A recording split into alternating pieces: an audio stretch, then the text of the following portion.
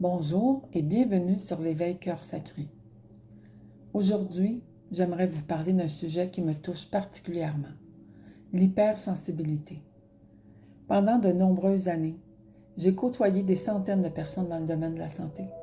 J'ai également accompagné des clients en approche holistique et énergétique. Avec le temps, j'ai remarqué que certaines personnes vivaient les événements de façon beaucoup plus intense que la moyenne. Souvent, elles se croyaient trop sensibles, trop émotives, trop fragiles. Certaines avaient même l'impression qu'il y avait quelque chose qui n'allait pas chez elles. Pourtant, ayant vécu moi-même ce parcours, souvent dans ma carrière, on m'a dit « Tu t'en fais trop, tu ne devrais pas être si sensible, tu ne devrais pas en faire autant. » C'était toujours le commentaire qui revenait sans cesse. Mais ce que j'ai observé, c'est que derrière cette grande sensibilité se cachent souvent des qualités extraordinaires. L'empathie, l'intuition, la créativité, la compassion et une profonde capacité d'aimer. J'aimerais aujourd'hui vous présenter 7 signes qui pourraient indiquer que vous êtes une personne hypersensible. Peut-être allez-vous vous reconnaître dans plusieurs d'entre eux. Vous ressentez profondément les émotions des autres. L'un des signes les plus fréquents est la capacité à ressentir ce que vivent les autres. Vous entrez dans une pièce et vous percevez immédiatement l'ambiance. Vous sentez qu'une personne est triste, même lorsqu'elle vous dit que tout va bien. Vous savez que ce n'est pas vrai. Vous remarquez qu'un collègue semble préoccupé, inquiet. Vous ressentez parfois même une lourdeur ou un malaise, sans savoir pourquoi. Un mal de dos, un mal de ventre qui apparaît soudainement, un mal de tête, même quelquefois des nausées, des frissons. Ayant travaillé dans le domaine de la santé comme infirmière, cela m'est arrivé à plusieurs reprises. Je pouvais entrer dans une chambre et sentir intuitivement qu'une personne avait peur, même lorsqu'elle tentait de paraître forte devant sa famille. Je pouvais percevoir ou sentir les non-dits. Nous, on décrit ça comme l'objectivité verbale, ce qu'on voit, mais le senti, l'émotion est toujours présent. Les personnes hypersensibles possèdent souvent cette capacité à capter les émotions non exprimées. Le défi, toutefois, c'est qu'elles peuvent aussi parfois porter sur leurs épaules les souffrances des autres. Elles ont alors besoin d'apprendre à distinguer ce qui leur appartient et ce qui appartient à l'autre. Et c'est l'une des grandes étapes à comprendre dans notre chemin d'évolution. Tant qu'on n'a pas fait la distinction entre ce qui est à nous et ce qui ne nous appartient pas. D'où le travail énergétique, l'importance de bien faire à chaque jour. Les conflits vous affectent profondément. Les personnes hypersensibles sont souvent très affectées par les tensions relationnelles. Une remarque blessante peut rester dans leur esprit pendant plusieurs jours. Un conflit au travail peut les empêcher de dormir. Une critique peut être ressentie comme une véritable blessure. Elles analysent souvent la situation encore et encore en se demandant pourquoi c'est aussi intense. Elles se demandent, est-ce que j'ai dit quelque chose de travers? Ai-je blessé cette personne? Aurais-je dû agir autrement? Pendant que d'autres tournent rapidement la page et passent à autre chose, vous, la personne hypersensible, vous continuez de revivre l'événement intérieurement.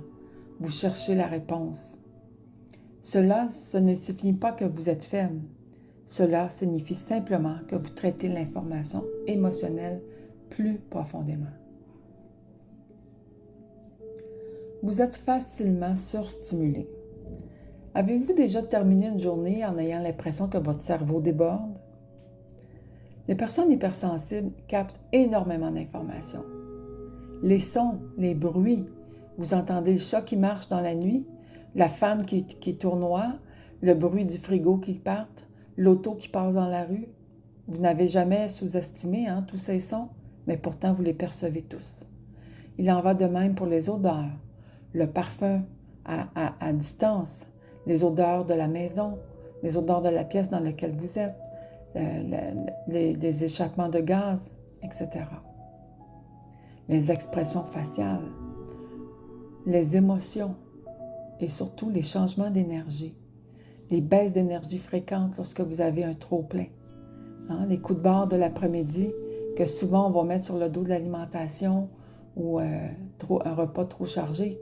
Mais si c'était autrement, si c'était votre corps qui avait besoin d'une pause. Imaginez un ordinateur qui reçoit 100 fenêtres ouvertes en même temps. À un moment donné, il ralentit. C'est un peu la même chose pour vous. Certaines personnes adorent les grands centres commerciaux bondés. Pour d'autres, après 1 heure, elles ressentent déjà de la fatigue.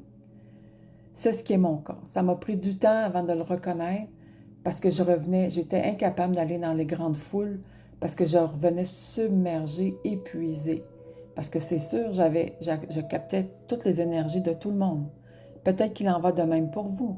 Les rassemblements familiaux, les réunions, les lieux bruyants, les spectacles, exemple, vous pouvez devenir très exigeant pour votre système nerveux. Vous avez alors besoin d'un moment de calme pour retrouver votre équilibre par la suite. Avec le temps, quand vous reconnaissez que vous êtes facilement surstimulé, vous allez apprendre des mécanismes pour vous protéger. Vous avez également besoin de solitude pour récupérer. Ce besoin est souvent mal compris. Certaines personnes pensent qu'elles s'isolent, qu'elles n'aiment pas les gens. Mais ce n'est pas le cas. La personne hypersensible aime souvent profondément les autres. Souvent, elle a besoin de périodes de ressourcement, tout simplement. C'est pourquoi une marche en forêt fait des miracles. Quelques heures de lecture, un moment de méditation, une tasse de thé ou de café dans le silence, tous ces petits moments vous permettent de revenir à vous-même. Pendant plusieurs périodes de ma vie, notamment lorsque je vivais beaucoup de stress professionnel, j'ai réalisé à quel point ces espaces de calme étaient essentiels à mon équilibre. Et ce fut l'un de mes ancrages les plus solides. Vous remarquez les détails que les autres ne voient pas. Un autre exemple que les personnes hypersensibles possèdent souvent un sens aigu de l'observation. Elles remarquent un regard qui est plus triste que d'habitude, un changement subtil dans la voix de la personne avec qui vous parlez, une tension dans une relation, les non-dits qu'on appelle, une atmosphère particulièrement dans une pièce. Vous sentez que c'est surchargé, c'est stressant, il y a de l'inquiétude. Elles perçoivent parfois des événements avant même que les autres en prennent conscience. Cette qualité est souvent liée à l'intuition. Avec l'expérience, plusieurs apprennent à faire confiance à cette petite voix intérieure. C'est le même exemple que j'aimerais vous dire que vous changez de direction sur l'autoroute à la dernière minute, puis vous apprenez quelques temps plus tard qu'il y a eu un accident sur la route principale. Quand on fait confiance à nos petits sens intérieurs, à notre intuition, nous sommes guidés divinement. Le 6e sens, vous êtes profondément touché par la beauté. Notre hypersensibilité ne concerne pas seulement les émotions difficiles. Elles amplifient également les expériences positives. Un coucher de soleil, une musique inspirante, un geste de bonté, une scène touchante d'un film. Certaines personnes peuvent avoir les larmes aux yeux simplement en observant quelque chose de beau.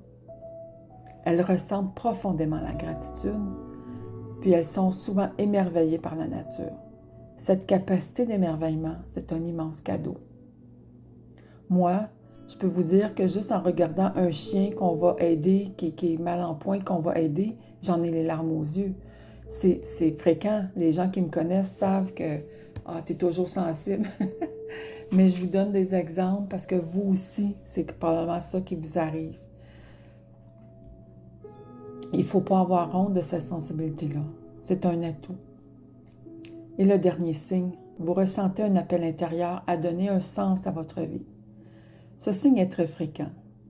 Les personnes hypersensibles cherchent souvent à comprendre le pourquoi des choses. Elles se questionnent, elles réfléchissent. Elles veulent vivre en cohérence avec leurs valeurs. Après un épuisement professionnelle, une maladie ou une épreuve importante dans votre vie, vous ressentez souvent le profond appel à réorienter leur vie. Personnellement, c'est un thème que j'ai beaucoup observé.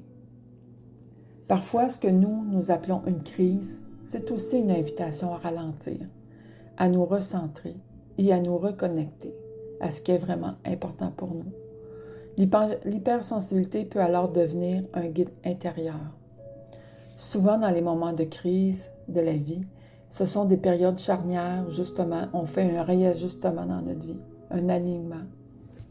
Et c'est notre sensibilité qui peut nous amener à se redéfinir autrement. Alors, si vous vous êtes reconnu dans plusieurs de ces signes, j'aimerais vous dire une chose importante. Votre sensibilité n'est pas un défaut. Elle n'est pas une faiblesse. Elle est une caractéristique de votre façon unique d'être au monde. Et bien sûr, elle demande parfois des ajustements. Apprendre à mettre ses limites, apprendre à se protéger émotionnellement, apprendre à prendre soin de soi, de son énergie. Mais lorsqu'elle est accueillie avec bienveillance, l'hypersensibilité peut devenir une immense force. Elle permet d'aimer profondément, d'accompagner les autres avec compassion, de percevoir la beauté là où d'autres ne la voient pas. Et parfois même, elle devient une véritable boussole intérieure qui nous guide vers une vie plus authentique pour nous-mêmes. Je suis curieuse de savoir lequel de ces signes vous ressemble le plus. N'hésitez pas à me les partager dans les commentaires. Je prends plaisir à tous vous lire. Prenez soin de vous et rappelez-vous que votre sensibilité peut être l'une de vos plus grandes richesses. À bientôt sur Éveil Cœur Sacré.